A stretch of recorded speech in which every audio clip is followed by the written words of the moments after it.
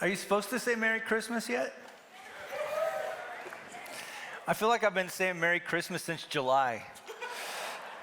Every store I go into, it's like, Christmas! But it's that thing, it's like the boy who cried wolf. If you do it too much, it just doesn't work, but I don't know. Hey, just a couple things as we get going this morning.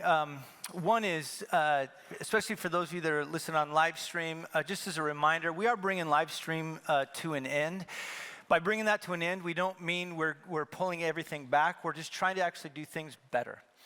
And so we are going to make sure, though, that every Sunday that the service is put on video, it'll be released by about 5 p.m. That's our goal every single week. It won't include the music. We can't do that because of different just legal things, but it'll include everything else so that you can see what's going on, hear what's going on, be engaged with what we're doing.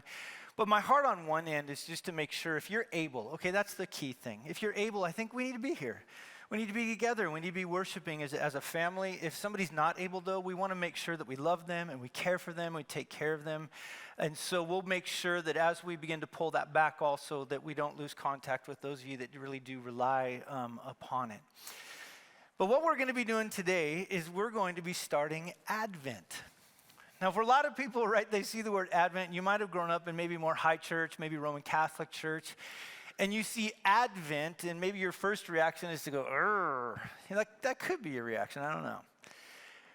But actually, it's something that for Advent it's ancient, it's centuries old. It comes from a Latin word, adventus, which literally means just coming or arrival. And it speaks of this idea of not only Jesus coming the first time, right? That was the Advent, his first coming in which he came into this world, the truly God, truly man, entering in as the one who was going to save the world. But also we'll use this word Advent also in the way that he enters into our lives. We'll sometimes see it that way, and we'll also kind of hear this idea of an Advent about when he comes back the second time. But one of the reasons we really want to focus on Advent this year is because I feel like almost every year at Christmas, kind of in the middle of all of it, if we're not careful, we can really lose Christ. And for us as a local church, I really want to make sure that we slow us all down, that we do the best we can to provide an environment where at the end of the day, in the midst of the hustle and the bustle, the joys of Christmas, right, there's a lot of great things, hanging out with family, giving the gifts, doing all those different things. For someone like me who's more of a Grinch, I need this. I need these particular messages to remind me that this Christmas season really is amazing. And in it, one of the things that we're going to try to do is this Thursday on December 5th, make sure that you put this on your calendar, is we're going to be getting together in here and we're going to spend time worshiping. Now, I know for a lot of you, I don't know if I want to get together and sing. Yes, you do need to get together and sing. We as a church need to get together this Thursday. We're going to actually be taking roll, just so you know. Not really, but kinda. No, we won't.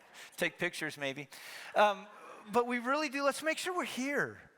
Part of the reason of being here is to make sure our focus stays on Jesus. If you're able to be here this Thursday night, man, let's be here as a church family. Let's sing songs to God. Let's celebrate the fact that God enveloped himself in flesh. The other thing that we're going to be doing is using the Bible Project. If you don't know much about it, you can take a picture. The website will be up there. You can then go to it. Is that there'll be these videos that you can go to, and when you go to those videos and you click on one, so you're going to see both hope, you're going to see peace, you're going to see joy, you're going to see love. But as you click on them, the other thing that'll happen is a video will pop up and you can watch all about those particular words. And it's about a 4 or 5 minute video. And so even if you got kiddos, it's a phenomenal way to put your kiddos in front of the table. These videos are so well done, even those of us that are adults, we're going to learn something about it. But take this week, watch those videos every day. The other thing is, if you scroll down, you'll notice that there's questions at the bottom. This week, there happens to be 6 questions. You can maybe do one every day where you kind of you talk about what it is, and specifically this week, that we're to find our hope in. How do we secure our hope? All kinds of different things. But you'll be able to do that. And the other part about it is if you really want to learn even more on that particular website, they also have a whole thing on what is Advent, where did it come from, why is it there, what are we supposed to do with it, how is it celebrated, who celebrates Advent. I mean, there's all kinds of things that you can go explore. And I would say, whether you have kids or not, this is just a great way to go out and again remind ourselves the importance of what Christmas is. So what we're going to be doing today, though, is we're going to be starting it off in the word hope. Now, one of the ways in which the church has done it throughout years is they've had candles. That's kind of where those are up there. And so we'll work through these candles together. One of them, this one we're going to light today, is hope. We're going to then begin to just go through, if it lights.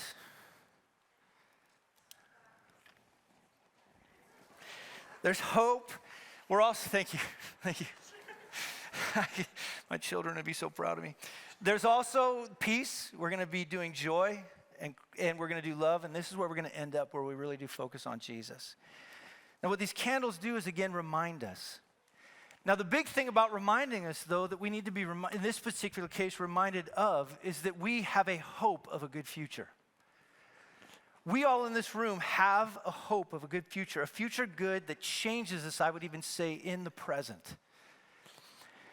Now, the word that we're going to be looking at today, hope, I went and looked it up. And let me just tell you something. When I looked it up in the dictionary, I was overwhelmed. That's a lot of words, isn't it? And I'm sitting there going, okay, there's verbs of this, and there's nouns of this, and there's all kinds of good things. But eventually, I kind of just gave up on the defining it, kind of how a dictionary defines it. And I decided just to go look within Scripture and to find out about this concept of hope. Now, after kind of going through verse after verse of just exploring this word, this was the definition that I came up with. And this is the definition that I want in our minds as we begin to think about hope. Hope is, in this particular case, a vision for a future good. I think this is huge, that changes us in the present. It includes an object of hope, the means of securing hope, the act of hoping, the realization of hope. Those key components are what I'm going to try to get at today, so that as we enter into this holiday season, this idea of hope begins to shape us, specifically in a direction. My whole goal is that you would see Jesus in the midst of this. Now, the dude that I'm going to do this with is I'm getting ready for our Bible reading plan that's coming up after Christmas, and it's going to go through the prophets. And so I've been reading Jeremiah. I don't know how many of you have read Jeremiah, but you read Jeremiah, and to be honest, it's depressing. It's the opposite, it seems, of hope.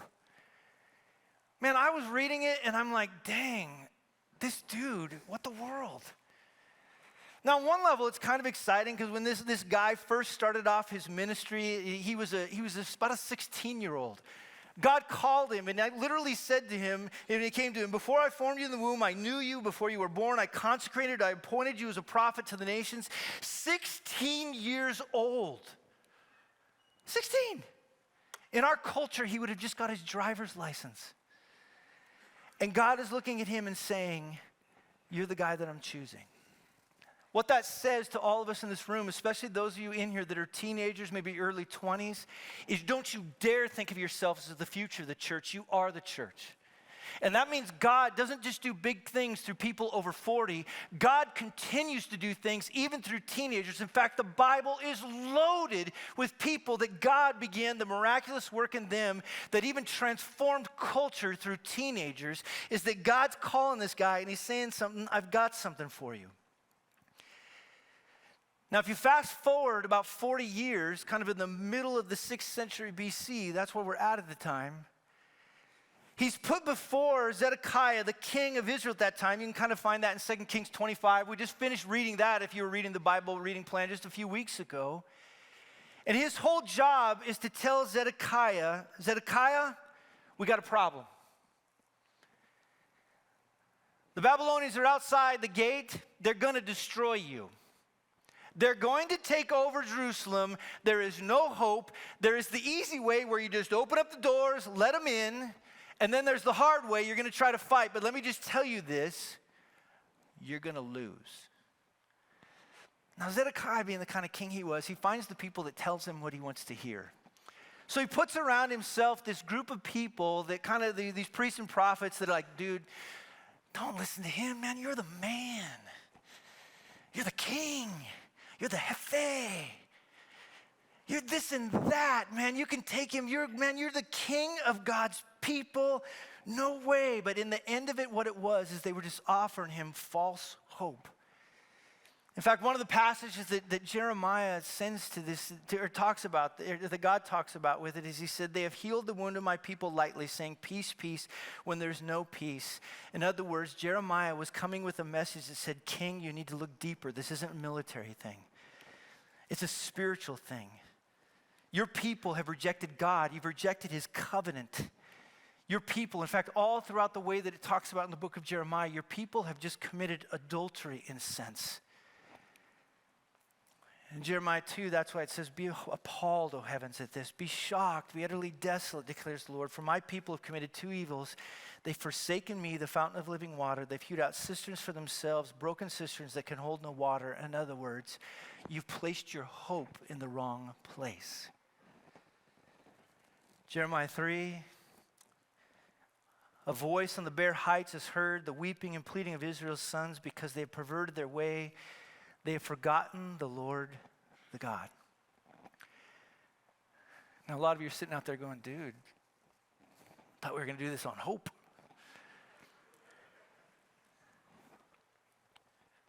What he's saying here, and I think this is what I want you to catch in this. He's saying, you all don't know God anymore. You don't know God. You know about God. You've heard the stories about God, but you don't know God. And in fact, King Zedekiah didn't like this message so much that he took and he kind of branded Jeremiah like unpatriotic. He created this, he was like a person that was undermining national security. He arrested him, he threw him in jail. He ends up even down in Egypt for a little while. And I would say this, the whole story just creates this sense of hopelessness. And I think even in some ways when I talk to people, that's how most people I talk to feel. We just kind of feel hopeless. Now we're going to get a little shot in the arm. Maybe some of you that voted for Donald Trump, you're like, oh no, hope has returned. Let me just tell you something. While whatever person won, and this I think is Jeremiah's point, hope is not found in our circumstances. Hope is not found in a kingdom. Hope is not found in a king. Hope is not found in anything other than God. And this is what he's saying. We forgot each other. Even Babylon, who's about ready to destroy them, is going to come to the point where they will be destroyed. But in the midst of all of these circumstances, in the midst of what seems to be persecution and misunderstanding, the fact that he's being hunted down, he's being labeled, he's being derided as this moron, by the time we get to chapters 30 through 33, man, we get to something special within the book of Jeremiah. It's called the books of consolation. It's called the book of comfort. But in some ways, man, after reading it, I would say this. I think it's just a little book of hope, and that's where I want to go today. Now, this definition is going to kind of drive us, okay? Biblical hope. But here's the thing I want you to keep in mind, okay? First of all, biblical hope demands a vision for future good. Let me tell you what I'm talking about. In chapter 30, if you've got your Bibles, you can open up. We're going to kind of be in these chapters, so you can go back and forth. If not, I'll be putting them up on the screen. But in chapter 30, verse 3, you're going to see these words, for behold, and I love this term, the days are coming. 31, you're going to see the days are coming. In fact, all throughout this, you're going to see this concept of the days are coming. The idea that I think he's talking about here, there is a future, a vision for good, but the idea is the good days are coming. It's this idea in which something is coming along that is one to which you can place your hope in. See, all of us in this room, in a weird way, we know deep within us, we've been compelled, we've been created to believe that the good days are ahead of us. I mean, in everyone that I ever talked to, there's always this belief, and there's somehow, in some way, the good days are ahead of us. I had all my little great nephews and great nieces. It sounds weird to say that because it makes me feel old, but I had the little ones that are all around me right now. I'm talking to them about Christmas, man, and the hope that they had coming out of them was crazy. I was like, what are you looking forward to for Christmas? You know, my mom and dad are going to buy me this, and we're going to do that. The good days were just coming out as I sat down around them. Even adults, as I begin to talk, the ones that, you know, maybe voted for Trump or the ones that voted for Harris, there's this way in which each of them in their own way, they were saying, you know what? The days are going to get better. Within us is just a sense, I would call this more, not so much hope, but optimism, which I believe is a little bit different. I get that in some ways that maybe if we're not physically well, we may begin to feel hopeless, but every time we feel hopeless, I think it's a sign that we're struggling and searching for something confident in the future to put our hope in. There has to be a good future. The days are coming. But the problem is rightly hoping does not come naturally to us. And that's where they are right now. This is where Jeremiah is, but he's saying to them, the days are coming. Now, in order for these future things, though, to come, there's going to be these four things that I'm going to walk through because I want to get this in our head as we kind of work it through, is that if you look at this definition, a vision for a future good comes from finding the right object of hope. It comes from finding the right way to secure hope. It comes from this idea of finding the right acts or act of hoping. And so that's what I want to do. I want to look at this object of hope. Now, the first thing that he does here is he says, look, in this old covenant thing, man, you're not going to find hope any longer in the future in this. There's a new covenant that's going to come along that he talks about in verse 33. There's this covenant that's coming. He's going to make with the house of Israel, in which now, and here's the big thing, I'm going to put my law within them. I will write it on their hearts. In other words, let me just put you this. The future object that we need to keep into our head is deep within you, there's a longing to be this right person. There's coming a day in which that's going to happen. Now, this week while I was in Arizona, I was at this gas station. I was grabbing coffee, and a guy and I were just kind of sitting there chit-chatting back and forth. And I just said, man, how you doing? What's going on? And I, so I just asked him, I said, well, what's big in life right now? He said, you know what, man? And he kind of leaned forward. I'm just trying to be the best me. I go, oh, really? I go, well, what's the best you? He said, you know what? And he began to kind of rattle off a bunch of different things. And in the midst of all of it, I said, well, how are you going to get there? He goes, that's the problem, isn't it? He goes, I want to do one thing, but I keep doing the other thing, and I don't know what to do with myself. I was like, shut the door. Can we talk? I said, what if the problem is this thing that you're looking for, you can't cause in yourself? What if the best you can't create? He goes, no, I know I can. I go, how you been doing so far? He goes, well, not very, very well. I go, how old are you? He goes, I'm 52. I go, man, I'm 52. I go, how long have you been trying to be the best you? He goes, for 52 years. I go, what if actually, man, Scripture speaks to this idea that the best you can't be made by you? There's this longing within us to do that.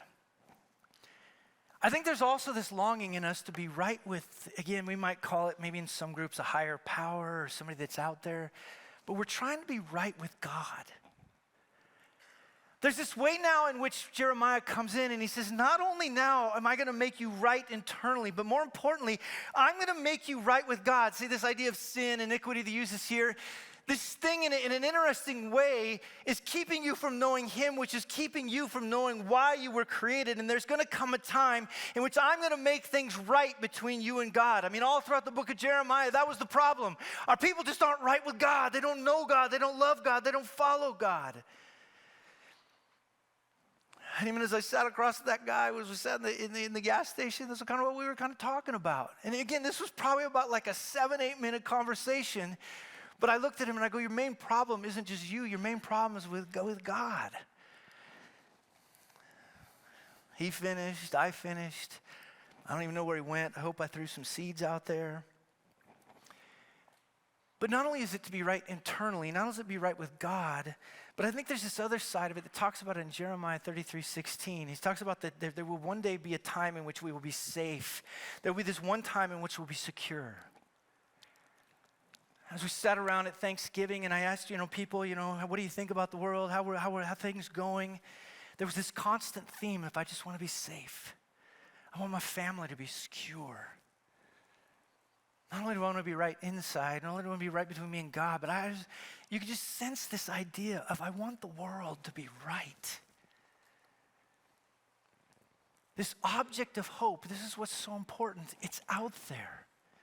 And I always joke about it, but let me just say this. Security, safety are not found in Idaho. I even found out it's not found in Arizona. I was just there. It's not found in Texas. It's not found in Tennessee. It is found more specifically when we get to verse 34 of chapter 31. It's found in God. That's where safety, security, and rightness. See, the object of our hope can't be just those things around it. The object of our hope must be the greatest thing, and the greatest thing is God himself. The problem within the people of Israel was that Jeremiah is talking to them is you don't know God anymore. And here's what he's promising is a time that will come along, this hope that he's put in front of them, in which this group of people can know the God of the universe. That's the object of our hope. It's the 1 Corinthians 13, this idea of now I know in part, but then I shall know fully, even as I have known. There's just this reality that deep within our hearts, whether we know it or not, even at this time of Christmas when everybody's trying to find hope, you will not find hope apart from finding God. But when you find God, you find safety and security. When you find God, you find forgiveness from your iniquity. When you find God, you find also the reality that he will transform and make you new. It is now, the good days only come if we understand that the only object of our hope must be God. You with me? Yeah, sure. Why not? Are you with me? This Christmas season of God with us is the promise of Jeremiah. The object of your hope has come. We as Christians should be thrilled at Christmas, even people like me that are Grinches. The object of our hope has come, and therefore we have a future that is good. That's the first one. Now here's the second one. The second one is in line with the first one, that a vision for a future good demands a means of securing that hope. There has to be something that can secure that hope. In Jeremiah 33:15, I love this. It says, in those days and at that time, I will cause a righteous branch to spring up for David. We looked at this in Matthew. We looked at this in different places. This righteous branch, by the way, I'm going to kill the end of the story, is Jesus. There is this one who is coming, and the idea of righteous definitely has to do with the righteousness of ourselves, the righteousness, holiness, goodness. But let me just kind of simplify it even more.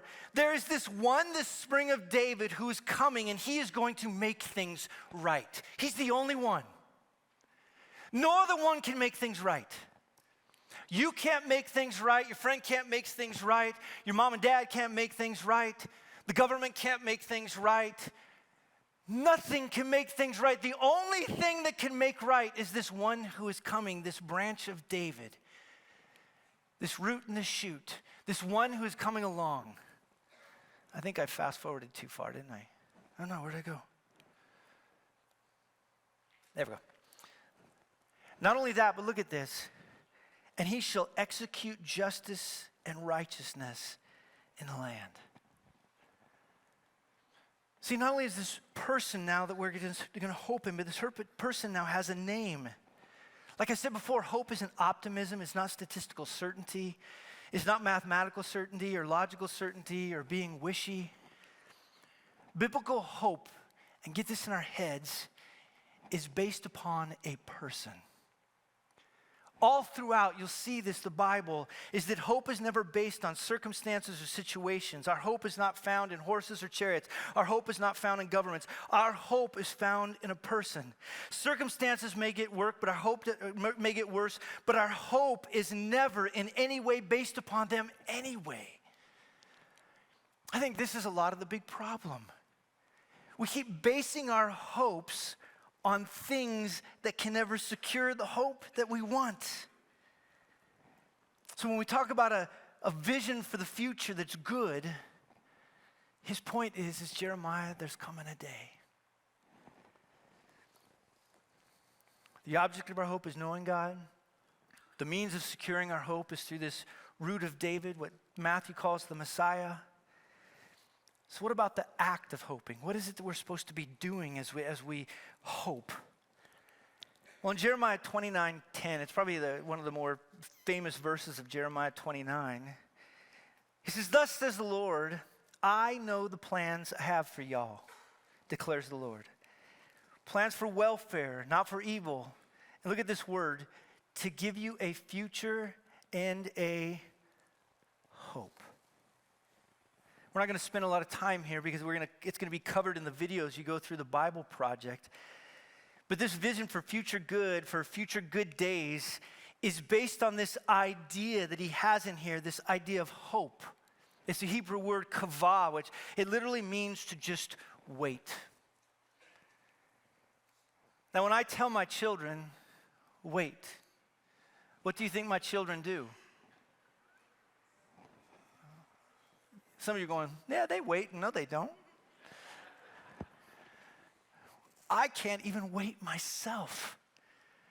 We were playing a game over Thanksgiving, right? And I was watching as these kids, were playing this board game, and I was remembering like when I used to be a kid and I used to play board games. I'm like, no, and then one of the kids goes, no, that's not the rule. This is the rule. No, that's the rule. No, that's not the rule. And I'm thinking, okay, they're gonna go to the box. They're gonna find the rules, right? They're gonna take the rules out. They're gonna open them up, and they're gonna look through all the different things to finally get to the rules. They didn't do that. A 6-year-old grabbed mom's phone and said, "Hey, Siri." I took that phone away. I said, "You go look at the rules." It's fast. We like things fast, don't we? I'll Google that. I don't have time for that. I put it in the microwave. I work fast. Here we go. But this word hope has within it the idea of to wait. In Lamentations 3, probably one of the more famous verses from the book of Lamentations, where he talks about your steadfast love of the Lord never ceases, mercy never comes to an end. But we get down to verse 25, and it says, the Lord is good to those who, and here's our word, kavah, wait for him, to the soul who seeks him. In a fast-paced culture, which is one of my biggest concerns for myself, my children, my local church, in a fast-paced culture, this idea of waiting from the standpoint of hope is not something that we do. But let me tell you something. You will never find hope when you're in a hurry. We have to wait. We want instant answers. We want AI. We want it now. We have no, and here's the word, patience.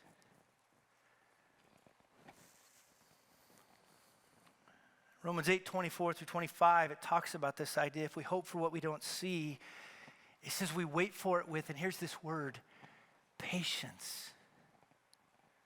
Slow down. It's like a gift wrapped for Christmas that we don't see it. You got to wait for it. More specifically, we need to wait for him. There's another word found in Lamentations 3:21-25. If you look up or in verse 24, we hope in him. That word, and you got to act like you're hucking a loogie when you see it say this word, but yakal. Yakal. It also means to hope. You see it above where it talks about this idea, therefore I have hope. But the one thing I want you to see is where the hope is placed. Hope is not just hope, but hope is in him. We wait for him. Everything is about God. Everything is about the Messiah that is to come. Everything is about spending time slowing down to make sure that in the midst of this busy world, I don't miss Christ in it. Slow down. Wait. Psalm 130, both those words are used. I wait for the Lord. There it is again, object. My soul waits. Verse 7, I hope in the Lord. There's my object that I place it into, the one that can secure for me true hope. But I think the other thing about this, if you look in verse 5, hope is in, look at that word, his word. We're about ready to spend time this next year starting up the new Bible reading plan that we're going to be doing starting in January, that's going to be going through the prophets. But I think this is so important even in this to understand, why did he include in this idea of this hope being in the Word? My youngest son and I have been reading through the Lego Bible. Change your world. It's graphic though, be careful, man. The little Legos, the things they do with them, I'm like, ooh, I didn't put a sticky note over that. It's just crazy. But my son and I, we finish up reading through the life of Joseph. We read through the Moses and everything that takes place there, and we get into the Judges. And you know this, when you get into the Judges, man, it's just weird. Like my son all of a sudden stops me and he goes, Dad, why do they keep forgetting who God is? Are they dumb? That's one way to put it. He goes, no, think about it, Dad, think about it. And he starts recounting for me all the way from like Moses parting the Red Sea, the people out in the wilderness, God providing them food, God providing them water, right? He just keeps littering off to me these realities of who God is. Why couldn't they remember that? And I looked back at my son and I'm like, dang, I'm a good parent. No, I really didn't. I did the opposite. I looked at my son, I was like, dude, what do you mean?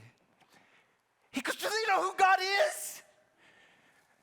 And I think that's so perfect for why we find our hope in the Word, because we find out the character of God. We find out who He is. We find about His faithfulness in the past. We find about the promises that He's made. And if His character is exactly who He says He is, and He's been faithful in the past, doesn't it make sense that His promises are going to be true in the future? And that's what didn't make sense to my son. Why didn't they believe that?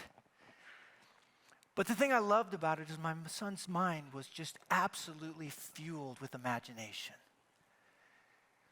People always ask me, why do we read the Bible?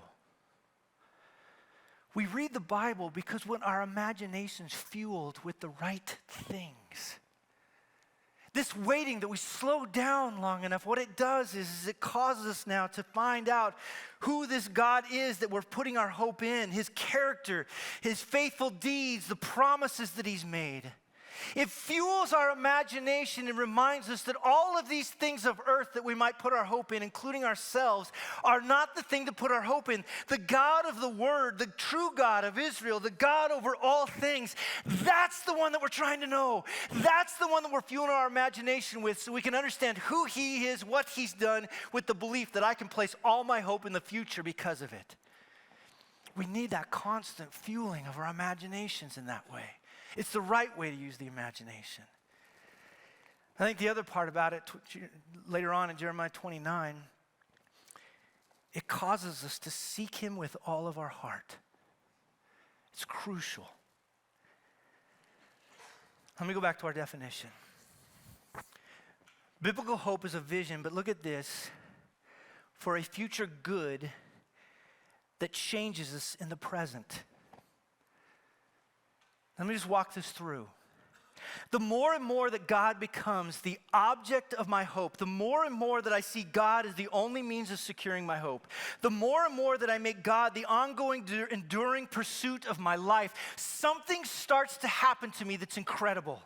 I start to change.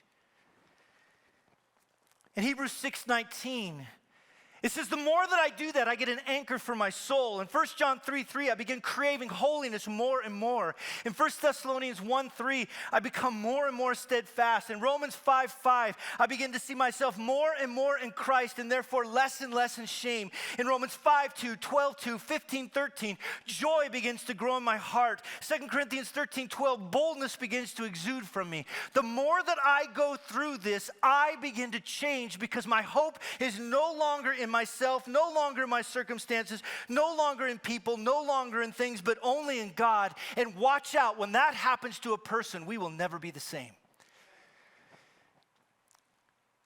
That's hope. But what if I make other things the object of my hope, the means of securing my hope, the center of my pursuits? I think that demands a story.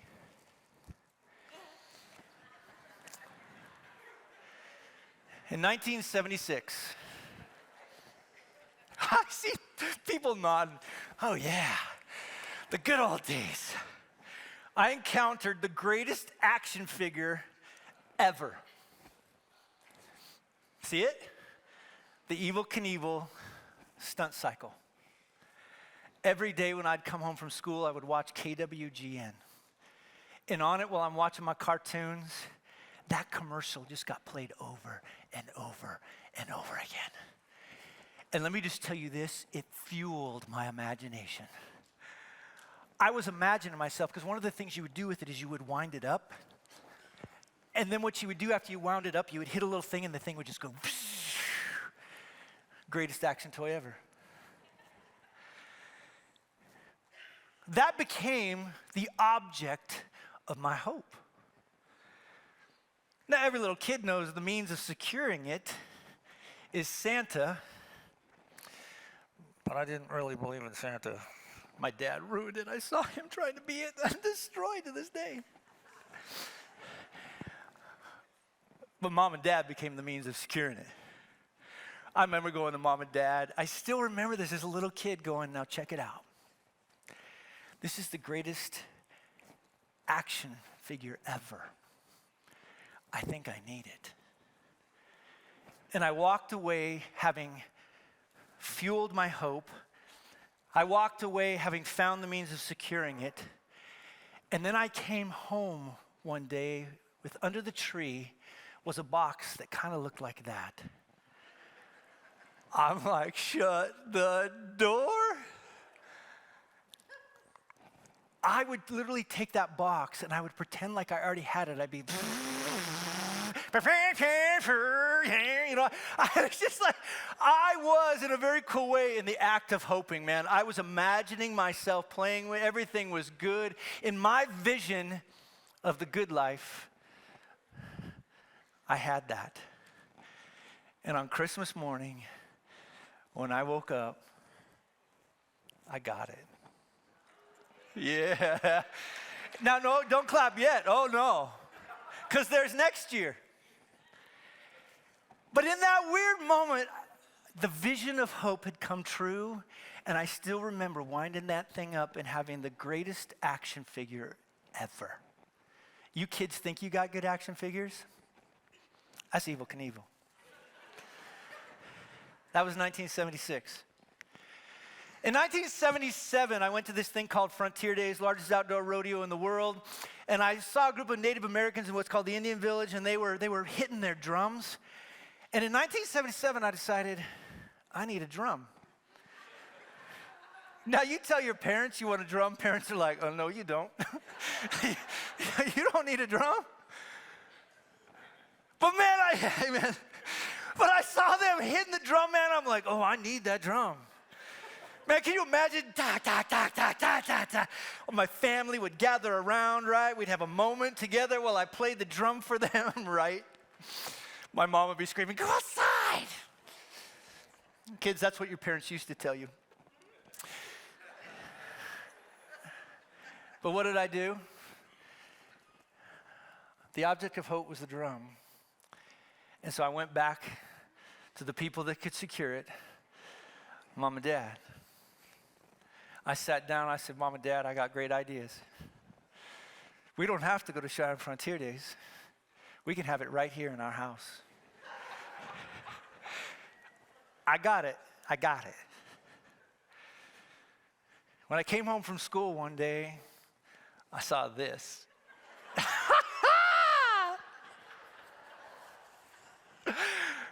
I grabbed that thing, man, and I was like, just imagining, right? I'm just this act of hoping. I was being patient. I wasn't that kid that took a sneak peek of their presents. I hoped in the right way.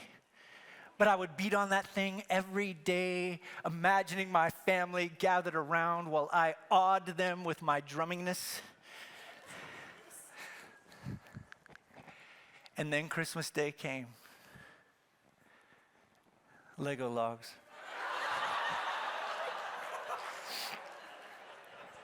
If you want to know why I don't like Christmas, this is it.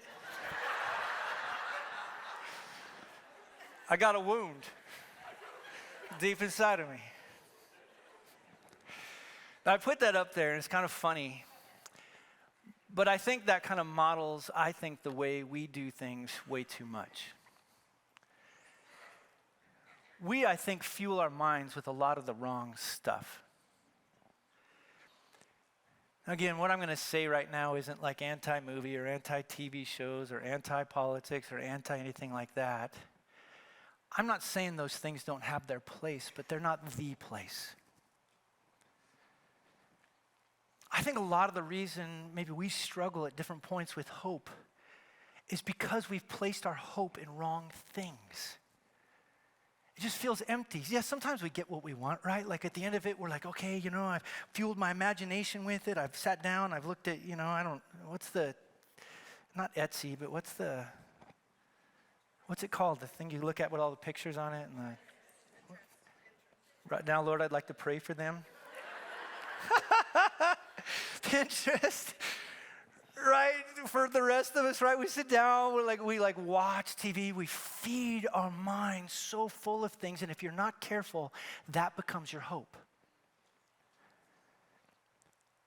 When I don't fuel it with who God is, when I don't fuel it where He's the center of my hope, where He is the one that can secure my hope, when I don't wait for Him, know Him, fall in love with Him, engage with Him, I start to find all these other hopes, and as I find all those other hopes, I find it in things that fade away. That's why this Christmas season, this is my heart. I want with every time that we get up here, with every video that we watch, with every question that we have around the table, is to fuel our imaginations, not with ho, ho, ho, not with jolly, holly, or Molly. I don't want to fill our minds with that. I want Cornerstone to have a Christmas season in which Jesus is right at the center and forefront of who we are. I want us to think about Him, talk about Him. And my whole hope is that because we now live in this unique time, we can know Him. The law is written in our hearts as we're followers of Jesus. We can experience Him in a very unique way that maybe is a little bit different than they maybe would have experienced Him then. But don't you think if Cornerstone focuses on Jesus this month, we put Him at the forefront, don't you think we'll be different? Don't you think we'll see the world differently? Don't you think a lot of the silly stuff that we get caught up in just won't matter anymore because Jesus will be so close at the forefront of who we are? I think the other thing is when we think through this idea of hope, and this kind of brings me to my last one, the realization of hope. See, I think the more we fuel our minds with this, I think even our future home starts to matter more and more and more. I just did a funeral a few weeks ago, and funerals are always sad, they're hard, they're people that I oftentimes know and love. But it reminds me, this life is so short. There are so many things that matter so far more than what we tend to get caught up in. And even all those things, just think about it. Like, I can't wait for the day when Jesus returns when things are right. I can't wait for when we're with Him and suddenly, right, like that feeling of always wondering, like, who am I supposed to be? And I don't feel right. And gosh, there's just something wrong with me. That feeling of wondering, how is my relationship with God? And even those that are followers of Jesus, right? We know we're secure in Christ, but we struggle in that. We look around the world and we see it kind of just falling apart. And so we think in our mind, then I'll be happy. But let me tell you something. I think every funeral I've ever done for every follower of Jesus, I doubt the first thought in their mind when they finally land themselves in heaven is, oh, this feels safe and secure. I like this. Oh, I feel different. Oh, I'm right with God. I think the first thing that comes into their mind is they see God and they say, wow. Whoa. And maybe they can't speak at all.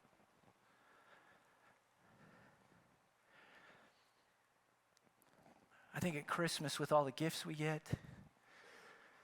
the ways in which we try to make, Christmases of past reappear, the same cookies, and by the way, I'm cool with cookies, as you can tell.